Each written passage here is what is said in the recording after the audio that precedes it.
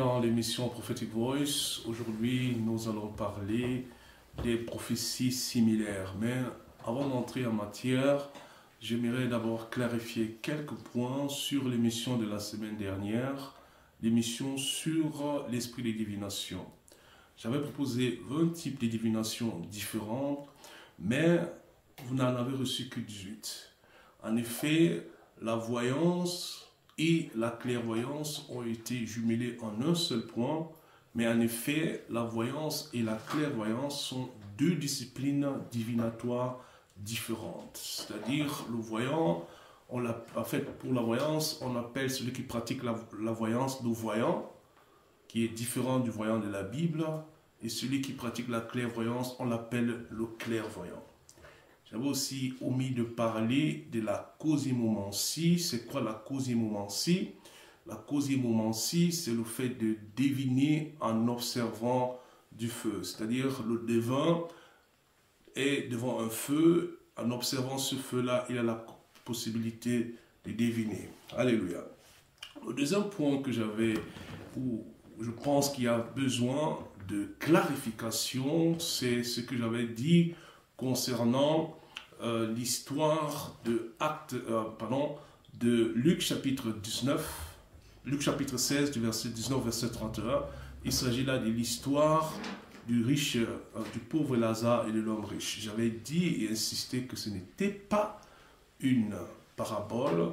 C'est la raison pour laquelle je reviens dessus, parce que dans ta Bible, par exemple, Louis II intitule la parabole de Lazare, du pauvre Lazare et de l'homme riche. C'est pourquoi je viens encore aujourd'hui pour clarifier ce point.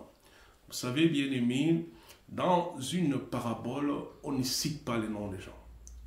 Les paraboles sont des récits allégoriques, c'est-à-dire des choses qui n'ont jamais eu lieu, mais qui se rapportent à une réalité spirituelle. Alléluia. Et ici, dans cette histoire du pauvre Lazare et de l'homme riche, on cite des noms, on cite Abraham, on cite le sein d'Abraham et on cite Lazare. Vous comprenez? Donc ça ne peut pas être une parabole. Luc chapitre 18, verset 1, à partir du verset 1, la Bible dit que Jésus leur donna encore une parabole pour leur dire qu'il faut toujours prier et ne jamais se relâcher. Donc, le texte biblique dit clairement que c'est une parabole, parlant de Luc chapitre 18. Mais dans Luc chapitre 16, du verset 19 au verset 31, ce n'est pas une parabole, parce que les noms des gens sont cités, et on ne cite pas les noms des gens dans les paraboles. Parce que comme je l'ai dit, c'est un style allégorique. Qui dit allégorique, ça veut dire imaginaire, quelque chose que nous avons imaginé pour décrire une réalité spirituelle. Abraham, nous le connaissons, c'est le père de la foi, vous comprenez? Et dans ce cas, il ne peut plus être question d'une parabole.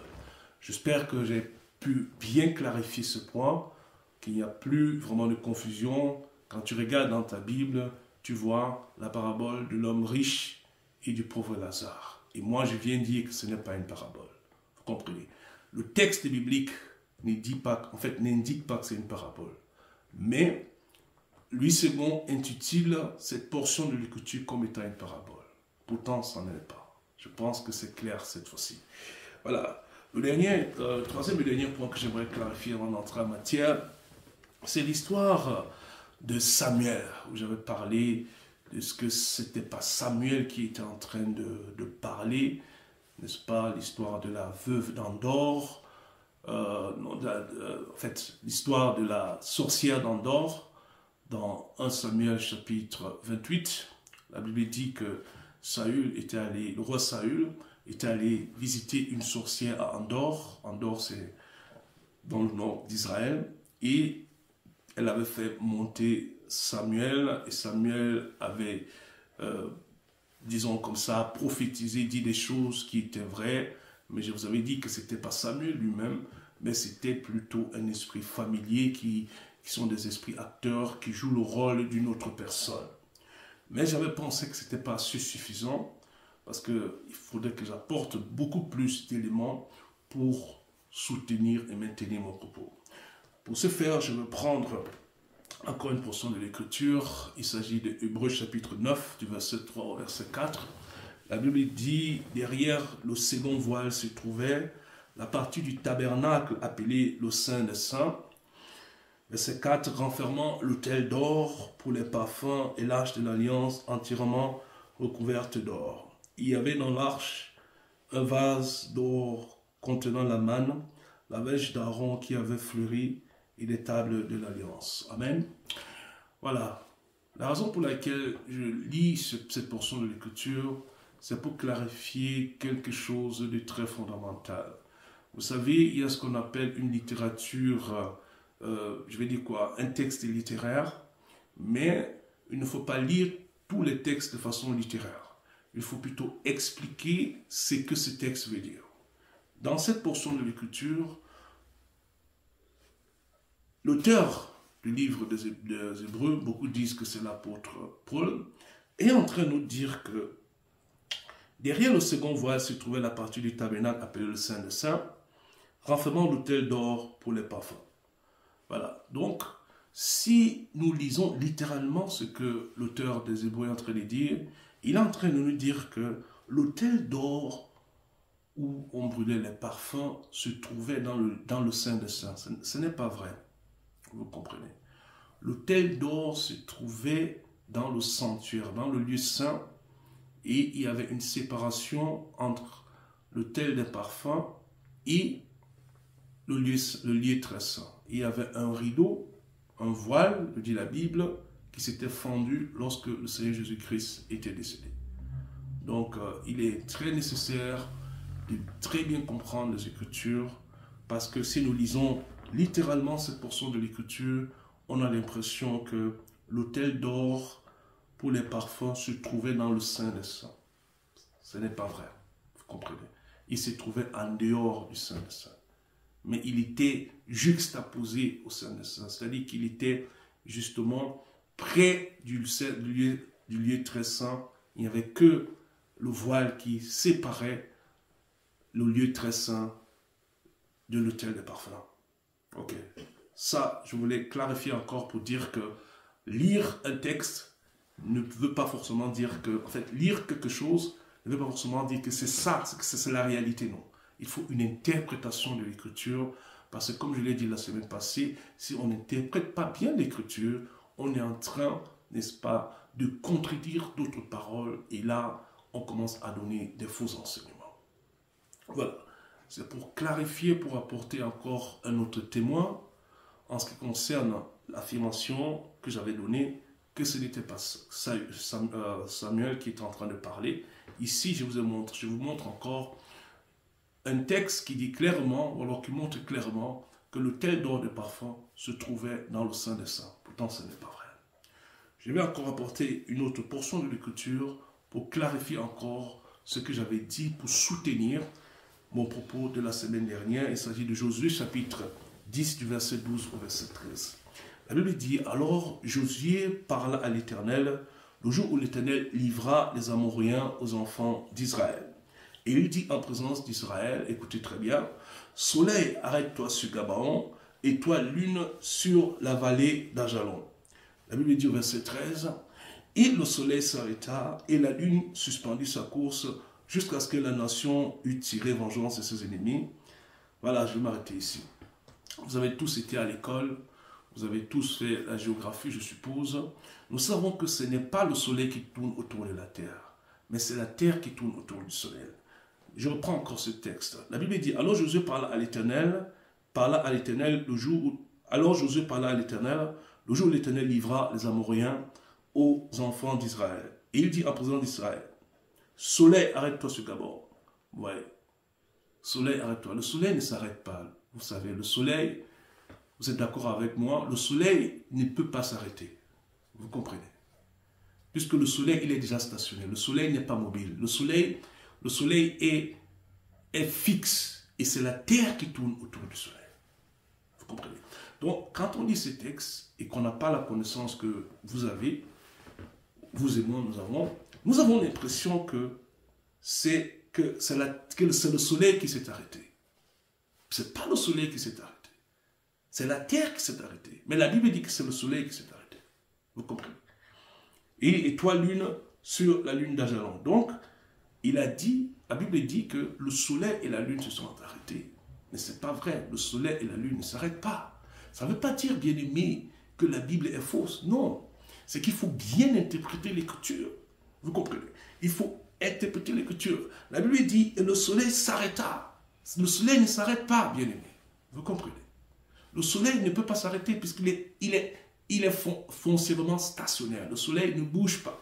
La Bible dit que le soleil s'arrêta. Non, on ne doit pas interpréter ça comme si le soleil s'arrêtait, mais c'est plutôt la terre qui s'était arrêtée de tourner. Alléluia. J'espère que avec ces deux versets que je viens de vous donner, cela contribuera à clarifier mon propos de la semaine dernière où je disais que ce n'était pas Samuel qui était en train de parler, même si la Bible dit que c'était Samuel. Je vous ai donné quelques versets et aujourd'hui j'ai encore pris le temps pour vous montrer que dire une chose littéralement ne veut pas donner le sens littéral. Il faut interpréter la chose pour obtenir la vraie connaissance. Parce que vous et moi, nous savons très bien que le soleil ne tourne pas autour du soleil. Le soleil ne tourne pas autour de la terre, pardon, mais c'est la terre qui tourne autour du soleil. Donc, pour interpréter bien ce texte, il faudrait dire que pas le soleil s'est arrêté, mais c'est la terre qui s'est arrêtée. Alléluia. Gloire à Dieu. Maintenant, je vais entrer par la grâce de Dieu dans mon sujet. Le sujet de cette semaine, comme je viens de le dire d'entrée de jeu, c'est les prophéties similaires. Bien aimé, je viens aujourd'hui parler de ce thème parce que c'est un thème très intéressant.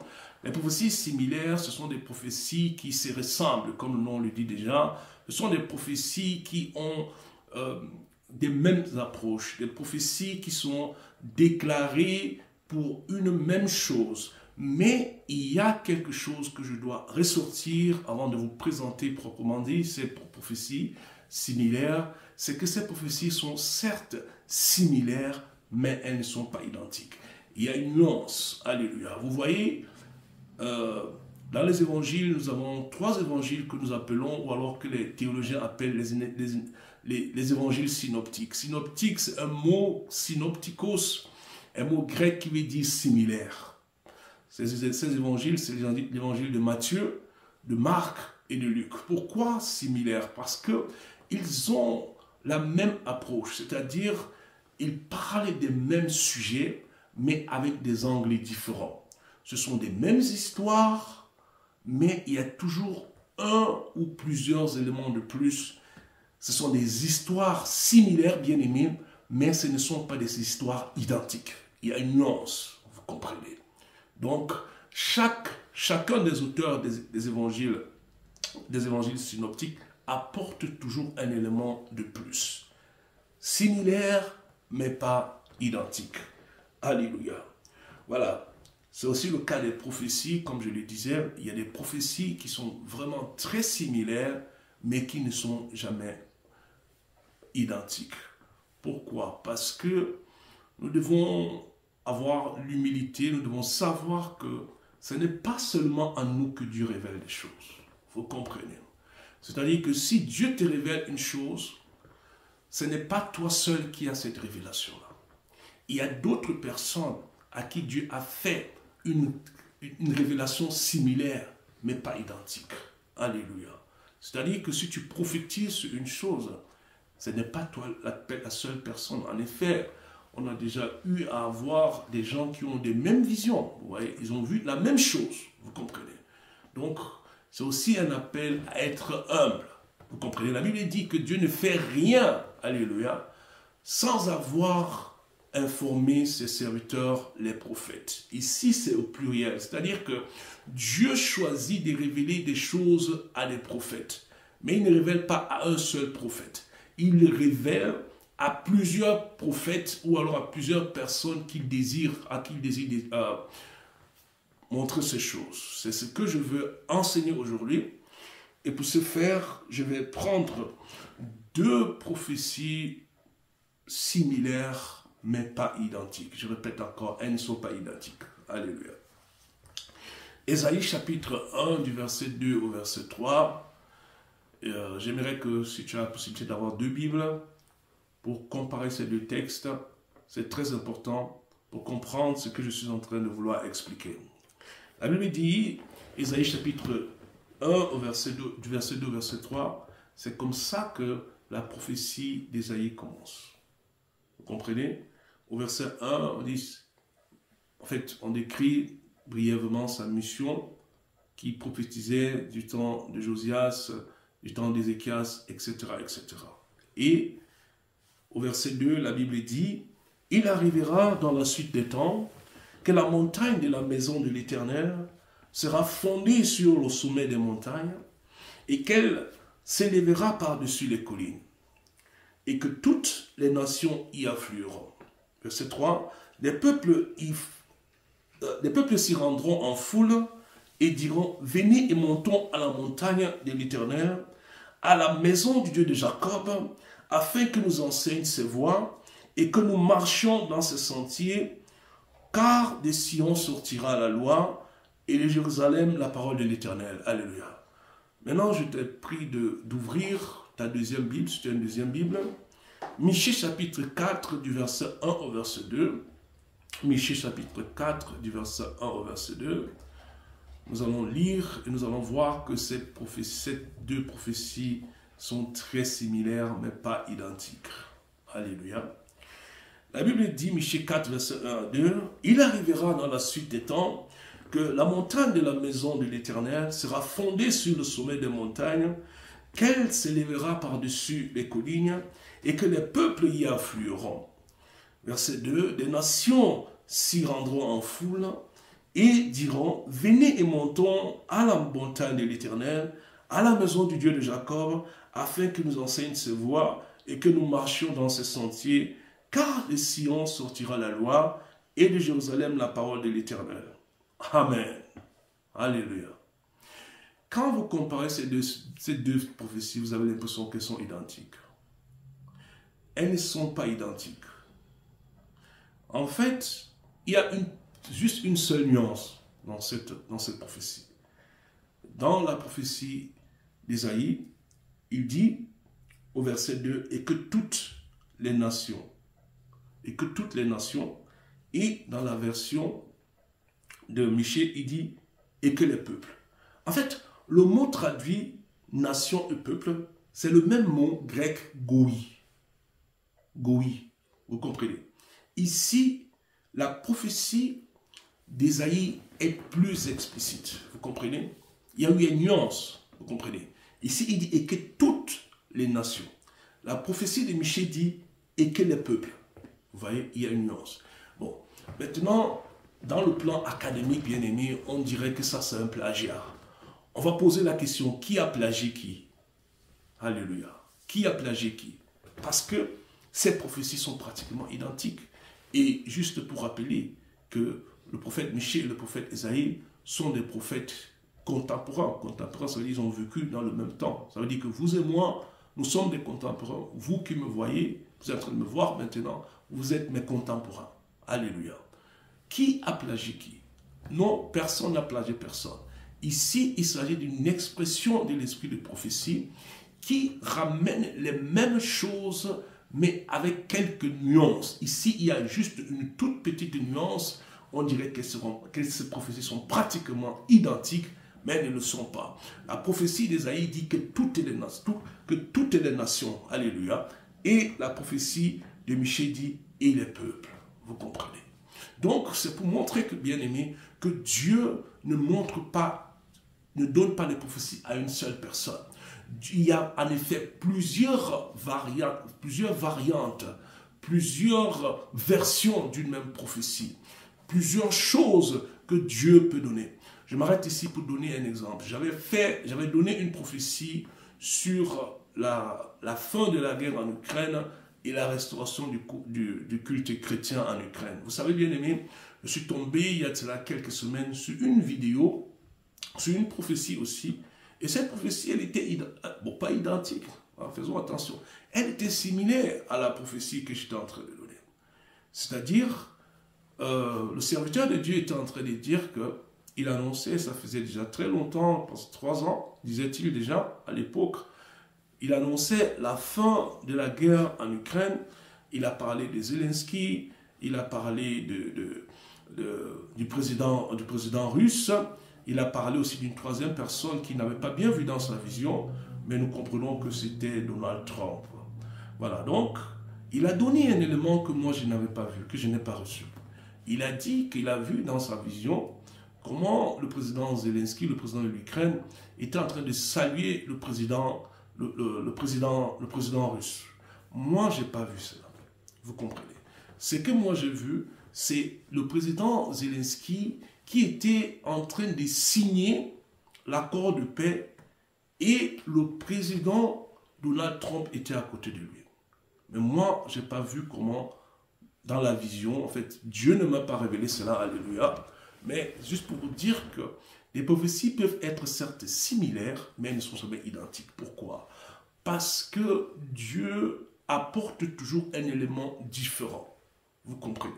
Il apporte toujours quelque chose c'est-à-dire que l'autre prophétie n'a pas. C'est la raison pour laquelle la Bible dit, dans 1 Corinthiens chapitre 13, au verset 9, que nous connaissons en partie et nous prophétisons en partie. Moi, j'avais vu, comme je vous le répète, et comme je le répète déjà, le président Zelensky, je sais comment il était habillé. Il avait un pull noir, hein, un pull noir, et le président Donald Trump était auprès de lui. Vous comprenez? Mais moi, je n'ai pas vu les deux présidents se saluer. Je n'ai pas vu Poutine saluer Zelensky. Je n'ai pas vu cela, vous comprenez? Donc, c'est pour dire qu'il y a des prophéties similaires. Des prophéties similaires, c'est-à-dire que Dieu donne des versions différentes à ses serviteurs. Et quand vous allez vérifier, vous allez voir qu'il y a toujours un élément de plus. C'est la raison pour laquelle nous avons besoin de plusieurs prophéties pour avoir, c'est-à-dire pour comprendre tout ce que Dieu veut nous donner. Parce qu'en effet, je vous l'ai déjà dit, Dieu ne nous révèle pas tout, il nous révèle juste les choses en partie. Alléluia. Voilà, je vais prendre encore un autre verset. Joël chapitre 2, au verset 32. Dans d'autres Bibles, c'est Joël chapitre 3, au verset 5. Ça dépend de la version que tu as. Parce que dans certaines Bibles, Joël chapitre 2 s'arrête au 27e verset. Si c'est le cas pour toi, c'est Joël chapitre 3, au verset 5. La Bible dit, « Alors quiconque invoquera le nom de l'Éternel sera sauvé. Le salut sera sur la montagne de Sion et à Jérusalem, comme a dit l'Éternel, et parmi les réchappés de l'Éternel, que l'Éternel appellera. » Alléluia. La Bible dit, comme a dit l'Éternel. Vous voyez? Comme a dit l'Éternel. L'Éternel l'a dit quand? L'Éternel l'a dit où? Vous comprenez? Ici, l'esprit de prophétie est en train de dire que, de donner une prophétie, mais cette prophétie, dans cette prophétie, il dit comme a dit l'Éternel. C'est-à-dire que cette prophétie rappelle une prophétie précédente qui avait été donnée, bien aimé.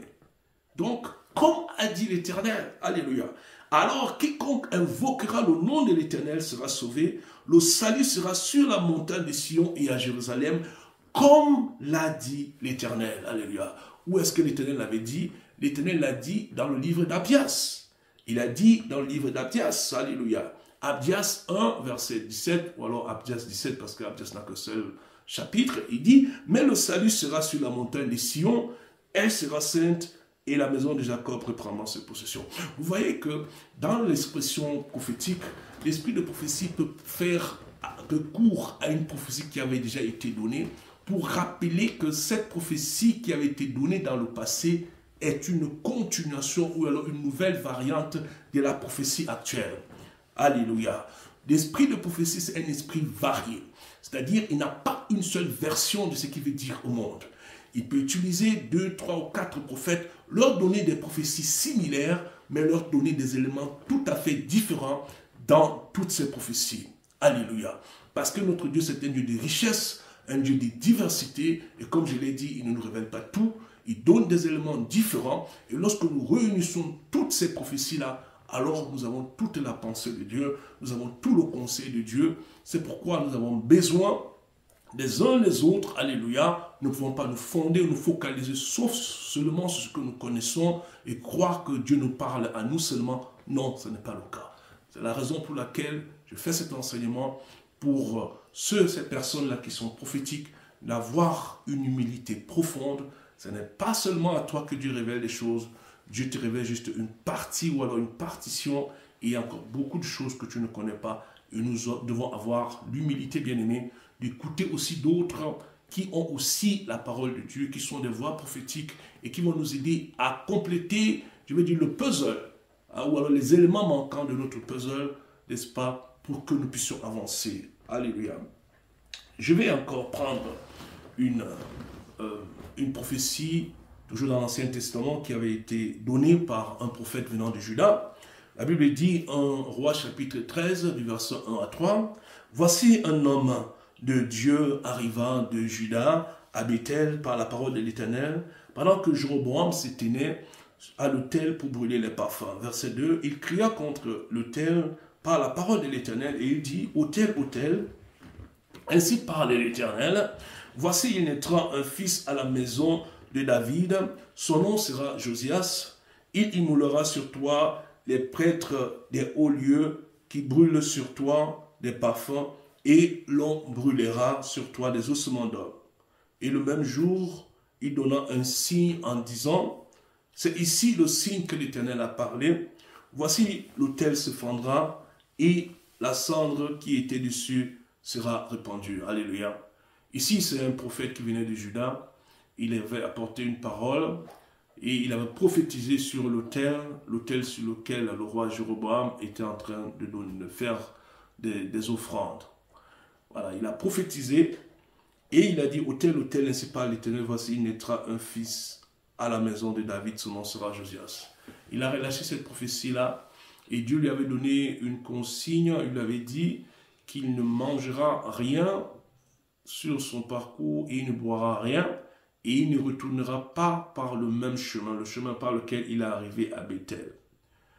Voilà, il était de retour, il était sur son chemin retour. Et la Bible dit qu'il y a un prophète, un vieux prophète, qui a envoyé ses serviteurs lui dire que, voilà, il y a un ange de Dieu qui m'a parlé et il m'a demandé de te faire revenir pour te donner à manger et à boire. Et le jeune prophète venant de Juda est retourné et il a mangé et bu. Et le vieux prophète avait prophétisé sur lui, lui disant que, voilà, parce que tu as désobéi à la parole de Dieu, voilà, tu seras frappé par un lion. Et effectivement, il a été frappé par un lion. Et plus tard, au verset 32, le vieux prophète dit ceci.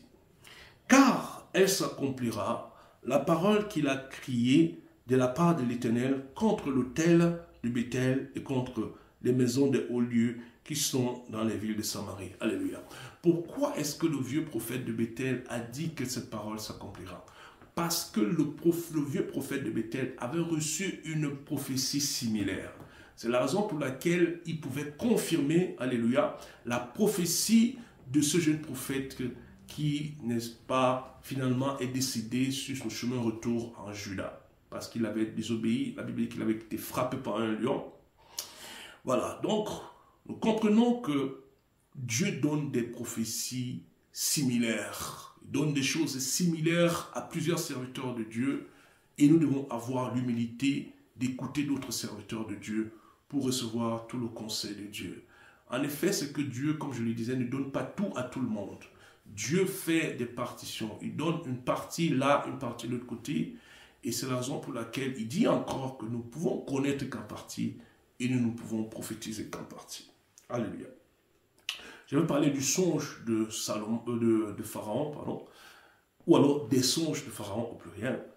Nous connaissons le songe de Pharaon. Le songe de Pharaon, il avait vu 7 vaches grasses et 7 vaches maigres. Il n'avait pas compris ce rêve-là et il s'était rendormi et il avait encore vu un autre rêve avec 7 épis gras et 7 épis vides. En effet, bien aimé, ces deux songes de Pharaon, ce sont des prophéties similaires. Écoutez-moi très bien. C'est-à-dire que l'Esprit de Dieu a plusieurs façons de nous communiquer les choses. Dans le premier rêve, l'Esprit de Dieu, ou alors l'Esprit de prophétie, est en train de communiquer en utilisant 7 vaches grasses et 7 vaches minces. Alléluia. Pour signifier quoi? Qu'il y aura, par l'interprétation de Joseph, qui était un prophète rêveur, et qui avait le don d'interprétation aussi, que les 7 vaches grasses, c'était 7 années d'abondance, et les 7 vaches maigres étaient 7 années de famine. Vous comprenez? Ça, c'est l'interprétation, cette interprétation est juste. Et le deuxième rêve, c'est également 7 épis gras, alors 7 épis pleins, c'était 7 années d'abondance, et les épis vides, c'est 7 années de disette, vous comprenez? Donc, l'Esprit de Dieu, l'Esprit de prophétie a plusieurs façons de communiquer un message. Mais le plus important, c'est de bien interpréter ce message. C'est la raison pour laquelle Joseph dit, les 2 songes sont identiques. C'est la même chose. Dieu est en train de te dire la même chose en utilisant des éléments différents. Et nous revenons ici justement à notre thème que j'intitule « Les prophéties similaires », c'est-à-dire l'Esprit de Dieu se manifeste de façon différente, soit en utilisant des vaches grasses et maigres, soit en utilisant des épis gras et vides pour dire la même chose. Vous voyez la diversité de l'Esprit de prophétie qui peut nous dire la même chose en utilisant plusieurs éléments. Alléluia, peuple de Dieu. Voilà. Maintenant, je vais également parler de 2 prophéties similaires en ce qui concerne le prophète Daniel. Daniel avait vu dans son songe, Daniel chapitre 7, il avait vu 4 grands animaux, et ces 4 grands animaux représentaient 4 empires, 4 royaumes. Et le premier grand animal qu'il avait vu, c'était un lion qui avait des ailes d'aigle. Le deuxième, en fait, le lion représentait le royaume de Babylone. Le deuxième était un ours avec 3 côtes dans la bouche. Ici, l'ours avec 3 côtes dans la bouche représentait le royaume médo-perse. Alléluia.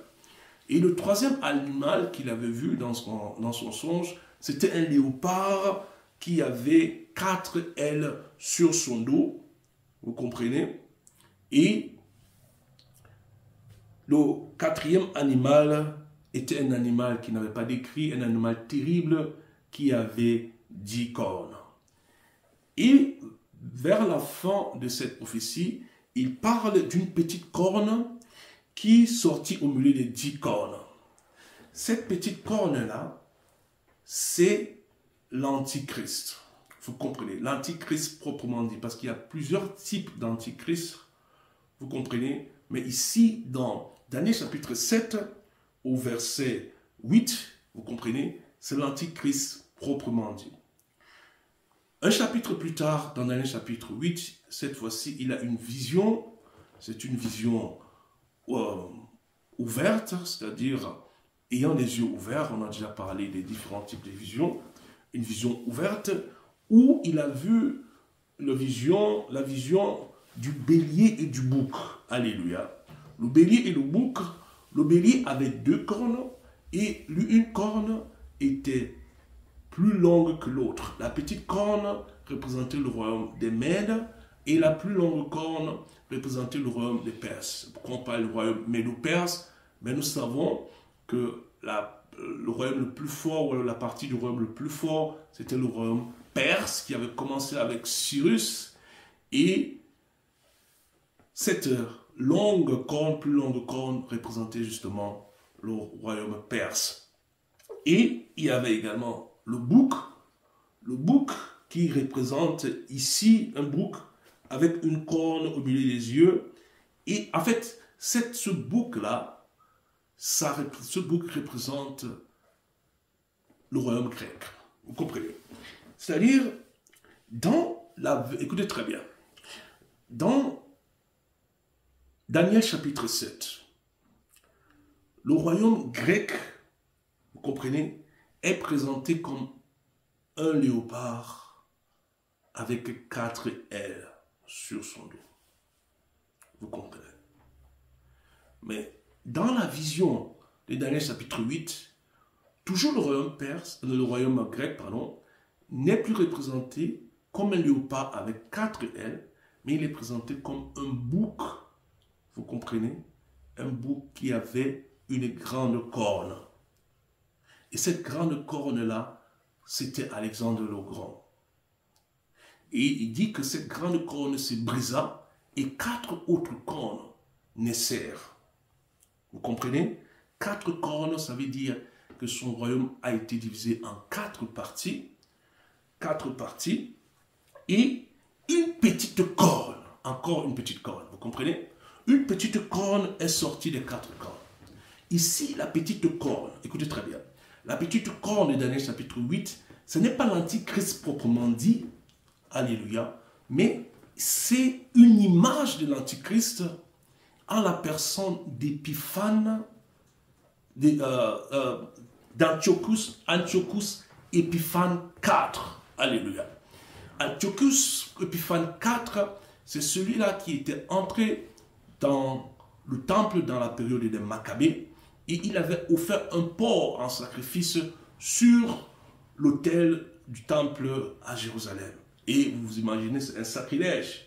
Le porc ou le cochon est un animal impur en Israël. Donc c'était une abomination. C'est ce que la Bible appelle la désolation de l'abomination. Alléluia. La désolation de l'abomination que Jésus reprend dans Matthieu chapitre 24. La première fois que la désolation de l'abomination a eu lieu, c'était pendant la période des Maccabées, environ 200 ans avant Jésus-Christ. Cet homme, Antiochus Épiphane IV, qui est une image de l'Antichrist, a sacrifié un porc sur l'autel à Jérusalem. Et c'était un sacrilège. La Bible appelle cela la désolation. Alléluia. Que c'est l'abomination de la désolation. C'est-à-dire que c'est quelque chose qui ne devait pas avoir lieu en Israël. Et c'est ce qui a conduit, n'est-ce pas, à la révolte des Maccabées. Et les Maccabées ont commencé à combattre le royaume séleucide, le royaume dont Antiochus Épiphane IV est originaire, parce que, bien aimé, lorsque Alexandre le Grand était décédé, le royaume n'est pas revenu à son fils. Déjà, son fils avait été assassiné et le royaume avait été remis à 4, en fait, a été partagé en 4 parties. La première partie a été remise à Séleucos Ier Nicator. Séleucos, c'est lui qui a fondé le royaume des Séleucides. Et c'est par là, n'est-ce pas, que Antiochus Épiphane IV, c'est de là qu'il descend. Vous comprenez? Et il est le 8e roi des Séleucides. Ensuite, on a Ptolémée Ier, alléluia. Ptolémée Ier, Soter. La troisième partie du royaume avait été remise à Cassandre et la 4e partie du royaume a été remise à Lysimaque. C'est la raison pour laquelle dans Daniel chapitre 4, nous voyons le léopard avec 4 ailes au-dessus. Vous comprenez que ces 4 ailes-là sont les 4 rois qui ont succédé à Alexandre le Grand. Vous comprenez? Dans Daniel chapitre 7, cette image ou alors cette prophétie est présentée comme un léopard avec 4 ailes. Vous comprenez? Mais dans Daniel chapitre 8, en effet, bien aimé, c'est la même prophétie, alléluia, mais qui est présentée comme un bouc ayant une grosse corne, alléluia, entre les yeux, et que cette corne se brise, et 4 cornes, vous comprenez, s'élèvent, et parmi ces 4 cornes, alléluia, il y a une corne, une petite corne qui s'élève des 4 cornes. Et cette petite corne-là s'élève de la première corne qui est le royaume de Séleucos Ier, alléluia, Séleucos Ier Nicator, qui était un ancêtre d'Épiphane, Antiochos Épiphane, vous comprenez. Antiochos Épiphane, c'est une image de l'Antéchrist et c'est lui qui a apporté ce qu'on appelait la désolation de l'abomination. Alléluia. Ici, on parle d'un parallèle prophétique. Je n'ai pas encore enseigné sur le parallèle prophétique, mais je prendrai le temps pour enseigner en profondeur parce que c'est quelque chose de très très profond et pas facile à expliquer. C'est-à-dire que dans Daniel chapitre 7, on nous montre le vrai Antichrist qui vient des 10 cornes, la petite corne qui vient des 10 cornes, c'est-à-dire du royaume romain. Et il y a une petite corne dans Daniel chapitre 8 qui vient du royaume grec. Je vais lire rapidement. Daniel 7, verset 8. Je considérais les cornes et voici une autre petite corne. Vous comprenez? Quand vous entendez petite corne, c'est l'Antichrist ou l'image de l'Antichrist. Alléluia. Mais ici, dans Daniel chapitre 7, il s'agit de l'Antichrist proprement dit. Amen. Je considérais les cornes et voici une autre petite corne sortie du milieu d'elle. Et 3 des premières cornes furent arrachées devant cette corne. Et voici, elle avait des yeux comme des yeux d'homme et une bouche qui parlait avec arrogance. Daniel chapitre 8 au verset 9. De l'une d'elles sortit une petite corne. Cette petite corne, c'est Antiochus Épiphane IV, qui s'agrandit beaucoup vers le midi, vers l'Orient et vers le plus beau des pays. Donc nous voyons ici des prophéties similaires. Dans une prophétie, Daniel chapitre 7, on nous montre les deux nous présentent une petite corne. La petite corne dans Daniel chapitre 7, c'est l'Antichrist proprement dit, qui sortira des 10 cornes. Et ces 10 cornes-là représentent en fait le royaume romain, vous comprenez? Parce que le 4e animal qui n'avait pas été décrit dans Daniel chapitre 7, c'est le royaume romain. Alléluia. Et dans Daniel chapitre 8, on nous parle du bouc qui est venu renverser le bélier, qui avait une forte corne, qui est Alexandre le Grand. Cette corne se brisa, c'est-à-dire après la mort d'Alexandre le Grand, les 4 généraux que je viens de vous citer se sont partagés le royaume. Et dans l'un de ces 4 royaumes, de là sort une image de l'Antichrist appelée Antiochos Épiphanes, celui qui a apporté, comme je l'ai déjà déclaré, la désolation de l'abomination en sacrifiant un porc sur l'autel à Jérusalem. Alléluia. Alléluia. Voilà. Vous savez, la Bible dit aussi que toute chose doit être faite par 2 ou 3 témoins. Déjà, l'apôtre Paul dit, voilà, je viens vers vous, et toute chose doit être établie sur la déclaration de 2 ou 3 témoins. Ça, c'est 2 Corinthiens chapitre 13 au verset 1. Ici, c'est le principe de la double ou triple confirmation. Vous comprenez? La Bible dit aussi, 1 Timothée chapitre 100 verset 19, ne reçoit point d'accusation contre un ancien si ce n'est sur la déposition de 2 ou de 3 témoins. Vous voyez que le même principe revient, c'est-à-dire que Paul dit à Timothée de ne pas recevoir l'accusation sur un ancien venant d'une seule source. Vous comprenez? Pour retourner dans la prophétie, c'est pour dire que nous n'avons pas besoin d'une seule prophétie, alléluia. Nous avons besoin de plusieurs types de prophéties qui vont dans le même sens. Parce que chaque prophétie allant dans le même sens nous apporte un élément que les autres prophéties n'avaient pas, alléluia. Ça fait partie de la diversité du don de prophétie, de présenter la même chose sous des angles différents. Alléluia. Les prophéties sont similaires, mais elles ne sont pas identiques, bien-aimés. Vous comprenez? C'est que nous devons rechercher la face du Seigneur et Dieu nous révélera ce qu'il veut nous révéler. Il révélera à ton frère une autre version, alléluia, de la même chose qu'il veut présenter. Ça fait partie de la beauté, de la diversité de notre Dieu, de la diversité du fonctionnement du don de prophétie. Dieu est un Dieu grand et il a plusieurs façons, il a 1001 façons de te présenter la même chose. Alléluia. Je vais m'arrêter ici pour prier. Seigneur, je viens bénir ton nom. Je viens te dire merci pour cet enseignement, ô Dieu. Merci, Seigneur, de ce que tu nous as parlé des prophéties similaires.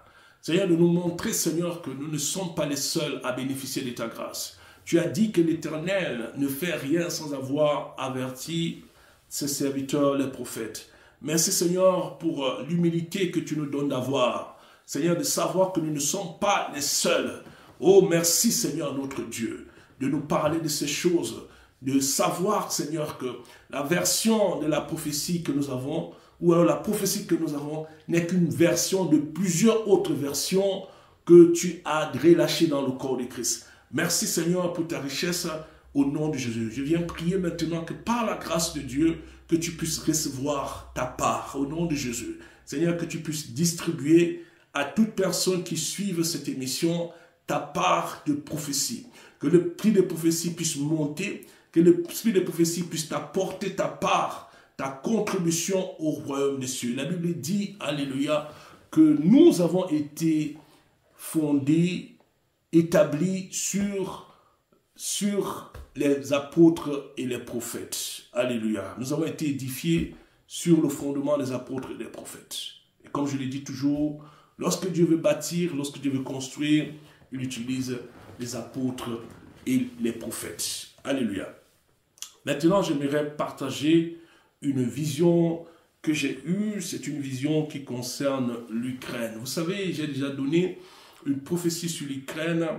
La prophétie parlait de la cessation des guerres, mais la prophétie ne s'arrêtait pas là. Elle parlait de la restauration du culte chrétien. J'ai vu une vision dans laquelle je voyais un grand bâtiment rond, et ce bâtiment avait une coupole d'or. Ce bâtiment était grand, et c'était une église. Et la moitié du mur, je vais dire la moitié de la hauteur du mur, la moitié supérieure de la hauteur du mur, disons ça comme ça, était peinte en bleu.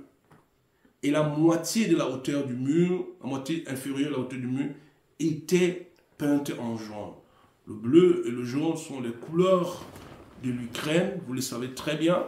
Et c'était, comme on dit, 50-50. C'est-à-dire, j'ai vu les couleurs de l'Ukraine, c'est pour rappeler justement que le désir de Dieu pour l'Ukraine, c'est le rétablissement du culte chrétien dans le pays de l'Ukraine, parce que l'Ukraine, souvenez-vous, a la plus grande église en Europe, église qui avait été fondée par un pasteur nigérian en la personne de Sunday Adelaja, et l'église en Ukraine est en train de prier, et Dieu déclare que le culte chrétien sera rétabli très bientôt. Et cette image, c'est l'image de l'église, du culte chrétien public, parce que actuellement les chrétiens ne se retrouvent plus dans les salles de culte pour prier. J'imagine qu'ils prient dans les caves, mais Dieu déclare qu'il va restaurer le culte chrétien public en Ukraine, parce que l'Ukraine a la plus grande église en Europe. Merci Seigneur, nous venons bénir l'Ukraine. Merci Seigneur pour ce pays. Je prie Seigneur que les paroles, ou la parole que tu as déclarée sur l'Ukraine, tu l'as déclarée par moi, et je sais que je ne suis pas le seul. Je sais que tu as déclaré des paroles similaires pour le peuple ukrainien qui prie Seigneur, qui souffre actuellement, et tu déclares Seigneur que tu apportes la restauration du culte chrétien. Autre chose que le Seigneur me dit de dire, l'Ukraine sera reconstruite. L'Ukraine sera un pays très développé. L'Ukraine sera l'un des pays les plus modernes au monde, avec des infrastructures les plus modernes. L'Ukraine renaîtra de ses cendres, déclare le Seigneur. L'Ukraine qui a été humiliée par les prières des gens qui sont en train de prier dans les caves, c'est ce que je suis en train de voir, je suis en train de vous montrer, que l'Ukraine va renaître. L'Ukraine renaîtra et sera l'un des pays les plus beaux. Et comme Dieu l'a déjà déclaré, que Kiev sera une attraction. Je suis en train de prendre une version, un élément d'une prophétie que j'avais déjà donnée, que sera une attraction pour beaucoup de peuples. Nous bénissons le peuple ukrainien. Shalom, peuple de Dieu, et à la semaine prochaine.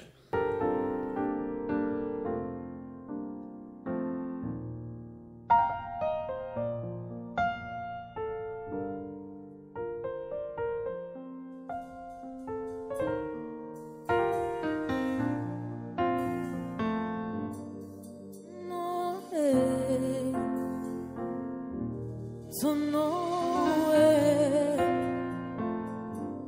son nom est,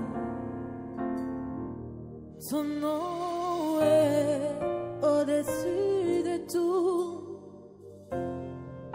au-dessus de tout,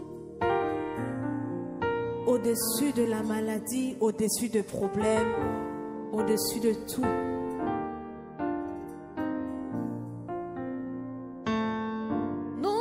Infiniment grand, son nom est infiniment grand.